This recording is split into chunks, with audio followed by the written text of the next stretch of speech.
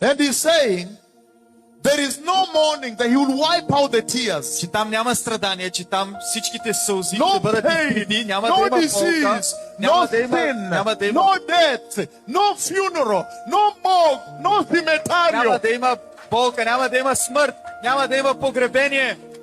In these days when there are so many death, И сега disease, we should now be able to live satisfied, a satisfactory Christian life, contented, happy with salvación de la gracia, because we know that he will fulfill this. He's saying той каза, that if you die before the rapture, you go be with Jesus. ако умреш преди грабването, ще бъдеш с Исус. And if the rapture finds you holy, you still go be with Jesus. И ако при грабването ще бъдеш свят, пак ще бъдеш при Исус. When you are raptured, you go be with Christ. Never be separated from him. Когато ще бъдете грабнати, вие ще бъдете с Христос и повече никога няма да бъдете разделени от Него.